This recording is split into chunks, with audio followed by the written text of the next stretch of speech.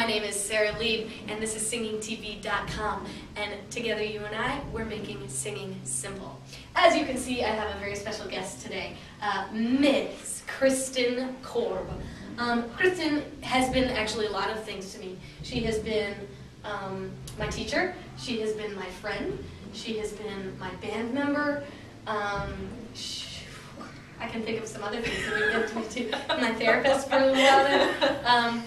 Kristen is a wonderful singer and a wonderful bass player as well, and along with the, how many albums? 5? Yeah. 5 albums she's put out. She's toured all over the world as a bass player as well as a singer, and a bass player / singer, and she's also the head of the vocal department at the University of Southern California here in Los Angeles. Kristen, why don't you tell a little bit about yourself and what you're into and what you want to talk about today? I'm just kind of getting into it, and we're just going to kind of rap on the fly about whatever she wants to talk about, because cool. Kristen's the bomb. Well, thank you. And for that matter, why don't you right here? Big so that they can see. Here. Like, it's not Kristen. It's in. Kristin. That's why I wanted to write it. KristinKorb.com. That's how we do. I bring my friends on. I bring people who, are awesome, so that you can print them out. You can check more of their stuff out later. So that's Kristen. Well, I'm originally from Billings, Montana, mecca of jazz. And I hear, that's where all the greats come out of. But grew up in a family. Great. Oh, thank you. I grew up listening to country western music. Spent some time in junior high living in Boise, Idaho, another great mecca of jazz. Actually, at the time I was a kid there, Gene Harris was playing piano. Oh, wow. At the Idaho Hotel, but my parents never brought me because it wasn't appropriate to bring children to bars at the time. So. Oh, wow. My dad knew it. They were on a first name basis. Huh. Yeah. Yeah. What was he doing? Just playing piano. He lived there. He spent some time when he wasn't on the road. He just raised his family and just hung out in Idaho. So, I kind of missed out on that part of it. But there was vocal jazz in the junior high and high school programs there. So I fell in love with jazz there, fell in love with playing the bass, went from thinking I was going to be Barbara Mandrell to Ella Fitzgerald, and then became like the little jazz Nazi. Family moved back to Montana for high school, and I started my own singing groups, some a cappella female groups in high school and college. Did my master's at UC San Diego and studied bass. My degree was in classical bass performance, but I also studied classical voice with Carol Plantamura there. It was wonderful, and got my first lesson with Ray Brown while I was in San Diego, and kind of got me off into the world of playing bass, serious bass playing, serious jazz bass playing. Yeah, but for me, it's like, I was playing gigs on bass, and then my bass teacher, Britt Turetsky at UC San Diego, was like, well, you sing all the time, you play all the time, why don't you do both at the same time? So I started trying to explore those possibilities. And cool, and that's something, the episode before this, the episode that I just taped was a, arc of the duo in terms of playing rubato with Randy Ingram. And what's so fascinating to me anytime I hear Kristen play is how many things she's able to focus on at once. So last week she was here giving a bass master class here at LA Music Academy where we are and where I teach. And we stopped into one of the vocal classes, and she and Kathleen Grace, another teacher, and I sang something while she played the bass, while somebody else was playing guitar. And to me, I look at her when she does that, and I think, how can you do all of these things at once? So maybe that's something to talk about, or just something for you to check out. If you check out our website, you can, be blown away yourself. A lot of it really boils down to listening, and I think to me, one of the things that I've really I think we should all develop it, in addition to all those things of, knowing your lyric and having the personal connection and all that. When we get with other people to make music, whether it's one other instrument, if it's a big band, if it's a rock band, whatever your ensemble is, it's really about listening and being fed by the people around you. Because I find a lot of times as singers, we just kind of go into our auto mode where we take the mic and we go, yeah, like that. And the band is your integral track, you know, and it just, the band doesn't necessarily matter. They're there to accompany you as opposed to making a collaborative musical effort. And I think, you know, I think that that's an interesting thing. We actually talked about that a little bit in the last episode. What's the difference between an accompanist and an ensemble? And every once in a while, you know, there are appropriate places for both. Why don't you talk a little bit about, at least in terms of your bass playing, when you feel you're accompanying somebody, when you feel like you're part of the ensemble, when that's good, when that's bad? Well, I mean, it's to me, there should be no particular thing that's just accompanying.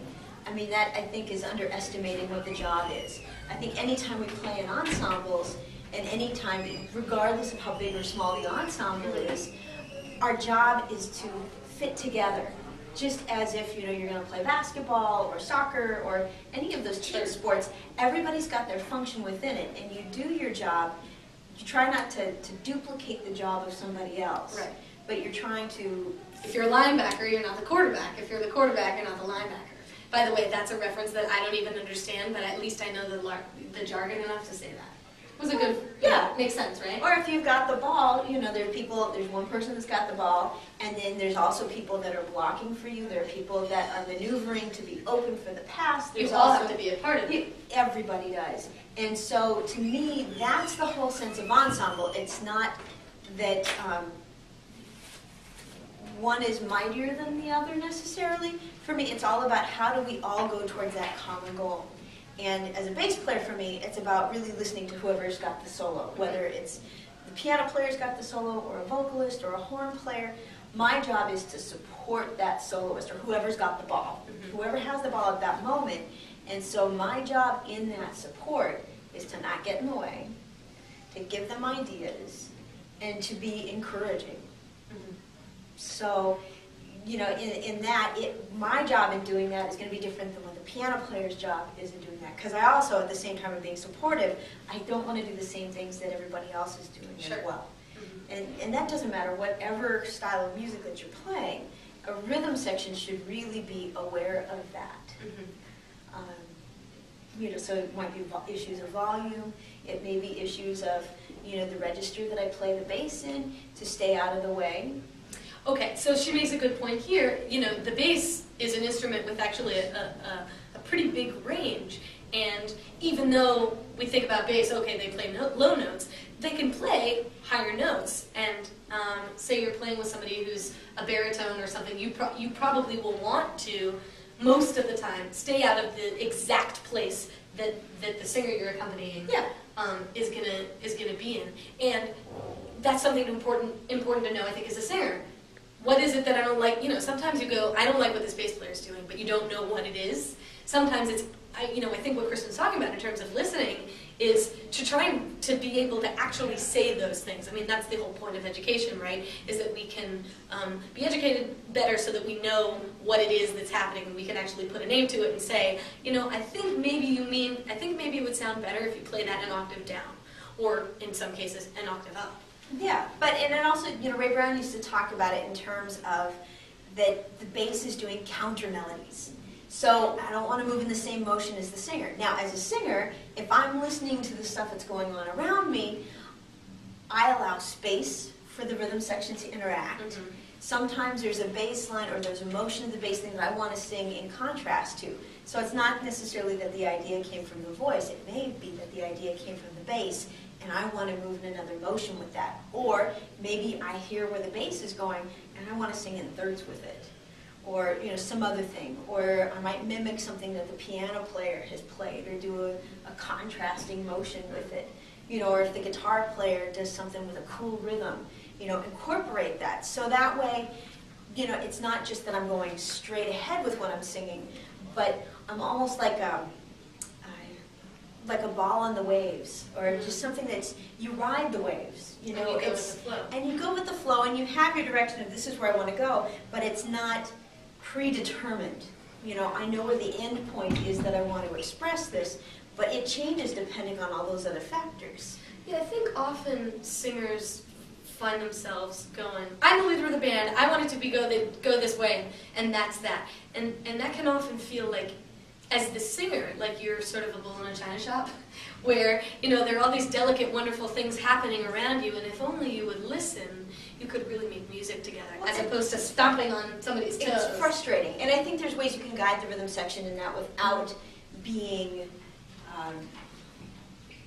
diva-esque. Okay, good. You tell us. One of the things for me is like, if I'm feeling like the band isn't getting my concept for what I want on a piece, you know, I'll say things in terms of space. Okay, we'll stop right now. We will continue this in a moment. Sorry, that's how we do. We don't edit, so you know that's okay. This is Singing TV. I'm Sara Lieb. We're making singing simple. See you in a minute. Hey everybody, I'm Sara Lieb. This is Singing TV. As you know, sorry we got cut off with our last video. This is our guest Kristin Korb. We don't edit. That's how we roll. So we found another room to tape in, and that's that. Somebody had to take a lesson in the last room. So we were talking about communication and listening in terms of the band. Yes. I don't, you know, it interrupted your flow, but if you can get that flow mojo back. What was I talking about? Flow mojo. Well, the listening thing is really, really important, and trying to if Floating the band. ball. If the band isn't getting what your concept is for the song, think about it in terms of, because if you've already thought about what your relationship is with the lyric, one of the things you can do is tell the story to your band. This is a story about, use colors, use textures, use those things, those emotions, those feelings that you want to convey, and then let the band decide in their way what that means to them.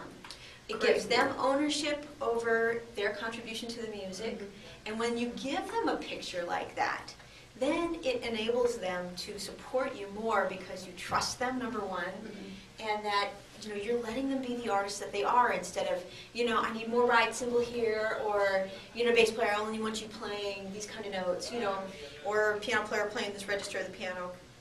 You can say those same things, but by using different colors or textures. And I think you may be also saying, use your words. Have you ever, maybe some of you are mothers with little kids, or maybe you have friends who are mothers like I do, and my friends will say to their children, use your words. Yes. Use your words. Communicate. Do not hit, to like a 2-year-old, do not bite. Use your words. And a lot of the time, sometimes things aren't enough. Musical cues or body language. Sometimes they are enough, but every once in a while, they're not. And I may say Kristen and I are playing together, and, she may be playing something great, but it may not be what I'm going for. And I'll stop and say, buddy, Kristen, this song is actually, it's really a sad song, and I love what you're playing, but it's kind of happy and upbeat, and I'm thinking this is much more of something that I would do anyway. and this is much more somber. So then Kristen will go, oh, okay, I get where she's going. It's a totally different direction. And that's another thing in terms of your communication is sometimes you need to be able to phrase things the right way. So I would never say to Kristen, that's not what I want! Stop doing that right now! You want to be respectful. And the thing is that you've hired people to be in your band because you respect their musicianship. Yeah. And you like what they do. And it's your team. And these are your people that you need to trust and, allow them to take ownership too, so the responsibility is not completely on your shoulders. Right. And I've noticed from my students, when they don't know what to say, a lot of times what we'll do is videotape the rehearsals and then watch it and isolate the song, like go all the way through the tune, videotape. It's so easy to do now. But just put up your camera or your computer. Or your flip. And just record the tune straight down. Don't cut anything, don't edit, just straight down, and then watch it. And sometimes what you see on the video, either that you didn't communicate things very effectively, or you were really trying to communicate something and the band wasn't paying attention because they're not used to, especially with younger players, they're not used to having people that they can trust as singers, because some of those, I heard you tell some jokes about chick singers. Some of those things come because sometimes instrumentalists, if they have a lack of experience or a lack of the right experiences with talented musicians who happen to sing, that they don't trust. And so sometimes they'll just barrel through a song just to try to carry you.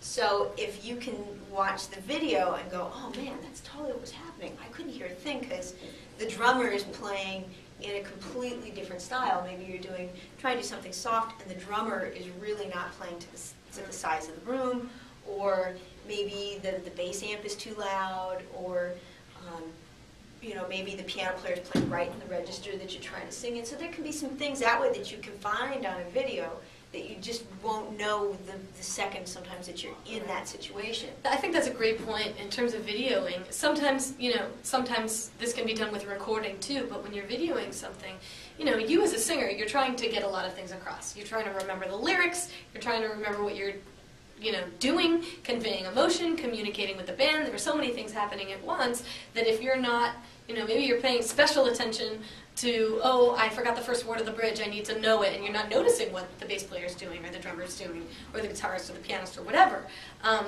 But if you're videotaping that and you can go back and say, what was wrong with that? I think that's a huge point. I think that's a really wonderful idea. And sometimes you think something crashed and burned, kind of, and you watch it again, and it's like, oh, that's pretty good. Great, or there's some things you're going like, man, I was so happening, that was so great, and you watch it and you go, oh my God, what was I thinking?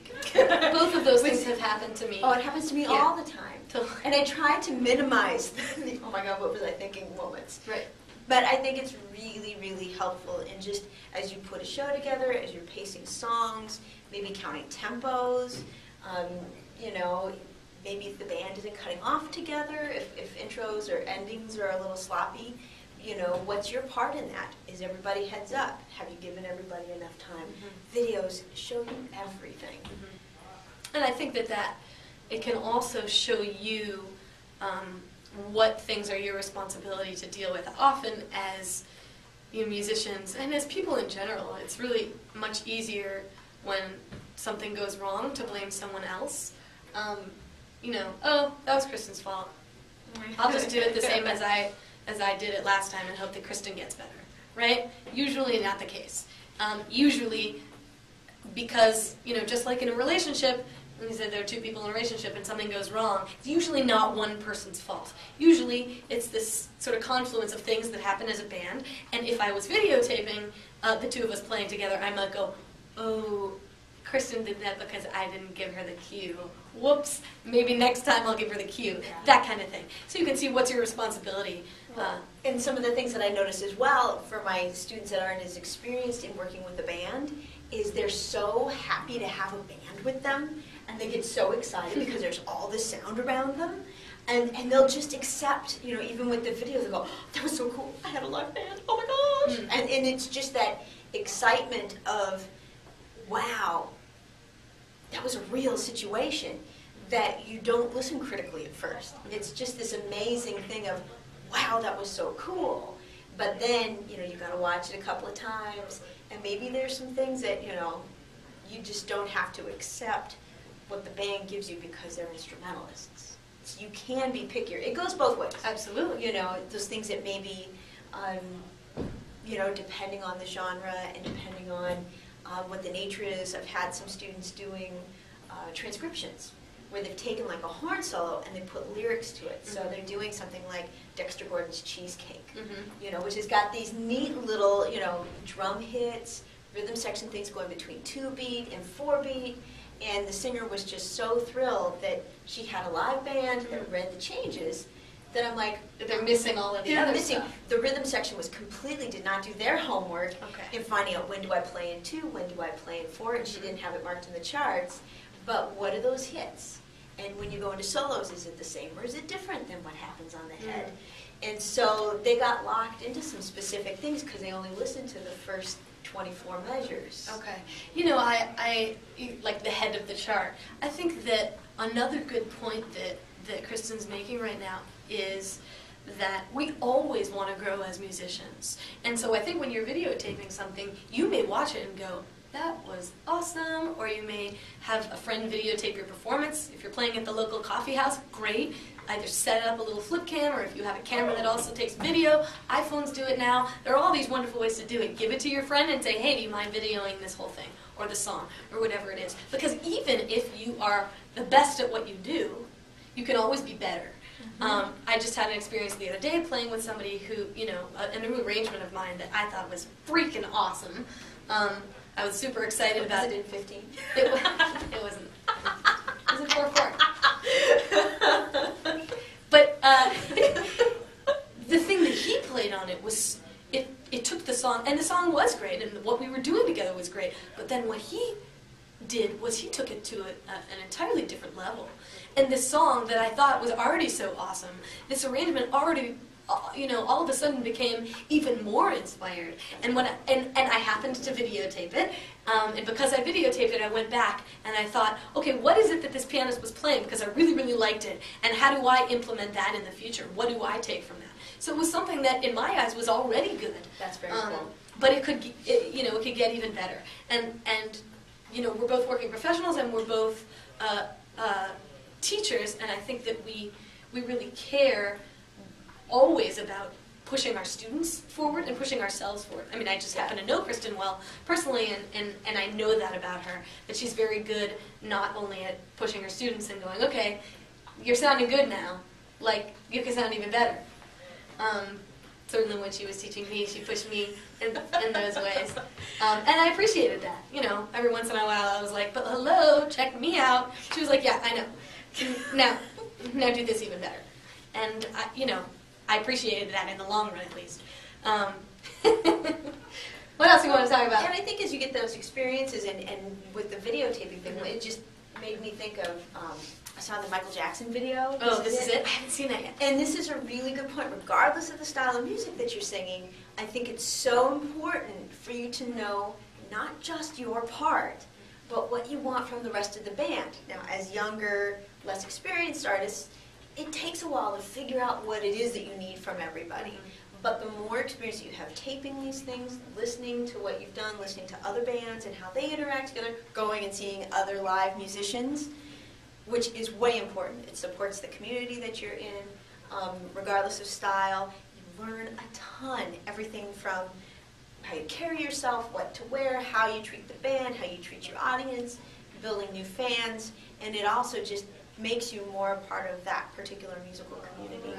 And even if you see a concert that you don't like, sometimes you might learn what not to do. Completely useful information. Absolutely. And that's as important as what to do. So you may be the most wonderful singer-songwriter, guitar player and singer, but you have no idea what to say in between songs. How do I direct that at the audience? Well, go to your local coffee house and watch for people who you like the way they interact, or go onto YouTube and watch live concerts of people you like, and say, what is it that they're saying, and how are they treating the audience, and what's the communication like? All of these things. Or you see somebody and you're like, I don't really like the way they did that. Good, now you know. Don't do it then. Yeah.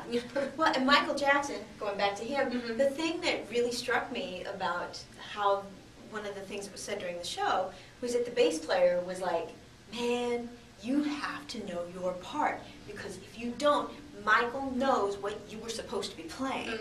And he knew his music so well. He was doing things just like the record. So he's rehearsing a tune with the band. Keyboard player doesn't have the right sound patch. Michael stops him. The guy was playing great. It wasn't the right sound. So, it's all about clarity and honesty. And if you're clear in what you want and you're sincere in how you want to communicate that, everything's going to be cool. But if we have issues in our music making or in dealing with our bands, it's going to be from one of those two places. Either you're not clear, there's no clarity in what you want, or it's kind of muddled, or there's a lack of sincerity. Right. And when you're working together with a group, I think very often, especially those who are beginners at what you do, sometimes you don't know.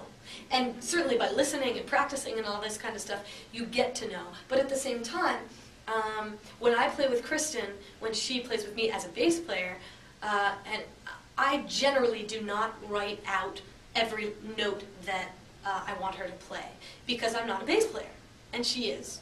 And even if I were a bass player, I wouldn't be anywhere near as good a bass player as she already is. And so I wouldn't assume that I know best how to execute a walking bass line or any kind of thing. There may be hits, there may be very specific parts where I want her playing exactly what it is that I want. I will write that in there. But especially in the genre of jazz, where so much of what we do is constantly being improvised, I trust Kristen enough to know, and I know her bass playing and I love it enough to know that she knows better how to do that. So maybe then I give a part to Kristen, she plays it, I videotape it or tape record it, and then go, that's what I was looking for.